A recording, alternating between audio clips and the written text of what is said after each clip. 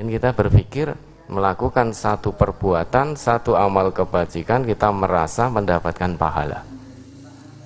Tetapi ternyata apa yang kita harapkan, pahala yang kita nanti-nantikan ternyata tidak terwujud di hari kiamat nanti. Di hadapan Allah ternyata nol, kosong.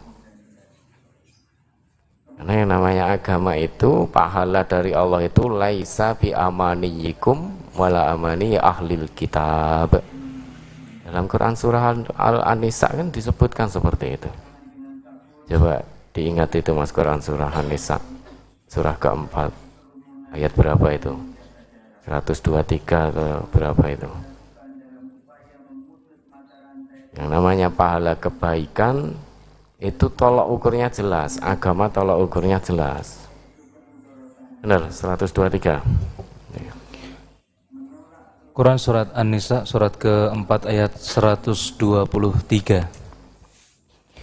Laisa bi amaniyikum wala amani ahlil kitab.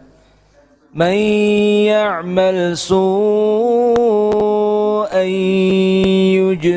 yujza bihi wa la yajid lahu min dunillah waliyan wa la nasira. Pahala dari Allah itu bukanlah angan-anganmu dan bukan pula angan-angan ahli kitab. Nah, ya toh, sangat jelas sekali Allah menjelaskan bahwa pahala dari Allah itu bukan menurut angan-angan manusia. Artinya agama ini bukan menurut angan-angan manusia. Mungkin ada manusia yang beranggapan dan bahkan yakin saya mengamalkan satu amalan nanti akan mendapat pahala dari Allah. Ada yang manusia beranggapan seperti itu, tetapi agama patokannya jelas. Bukan berdasar angan-angan manusia dan juga bukan berdasar angan-angan ahli kitab. Itu dalam masalah agama. Lanjut Mas. Barang siapa mengerjakan kejahatan, niscaya akan dibalas sesuai dengan kejahatan itu, dan dia tidak akan mendapatkan pelindung dari Allah dan penolong selain Allah. Barang siapa yang mengerjakan kejahatan akan mendapat balasan yang setimpal dari Allah. Nanti akan ditanya di hadapan Allah, kamu mengerjakan itu melihat perbuatannya siapa? Kamu mengamalkan satu amalan tersebut mendengar ajarannya siapa? Semua akan ditanya oleh Allah, dimintai pertanggungan jawab. Innas sam'a wal basar wal fuad kullu ulaika kana anhu mas'ula. Coba diingat, dilihat itu Quran surat Al-Isra surat 17 ayat 36. Kita akan menyangkut sedikit tentang masalah hati, tetapi saya tidak akan terlalu dalam membahas itu. Kita singgung secara global saja. Quran surat Al-Isra surat ke-17 ayat 36.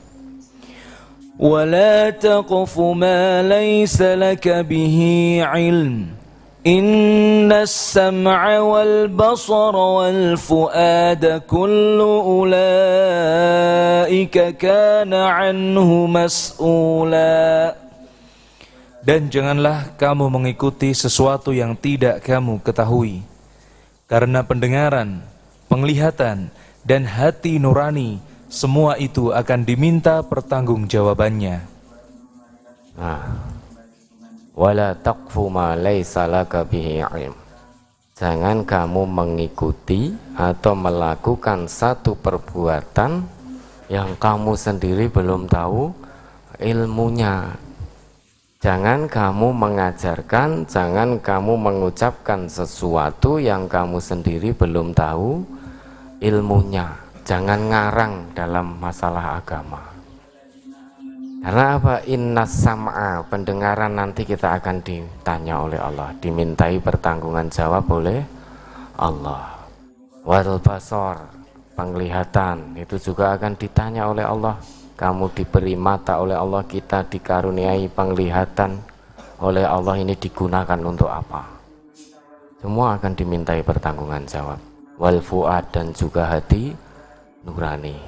Bedanya fuad dengan qalbun apa? Fuad dengan qalbun apa bedanya? Kalau dalam Al-Quran itu semuanya kita tahu fuad itu hati, qalbun juga hati. Bedanya ada enggak? Bedanya apa? Nah itu nanti silakan ditanyakan. Karena ini ada sangkut pautnya antara qalbun dengan fuad. Karena kita tahu persis Al-Quran tidak pernah kehabisan kosakata.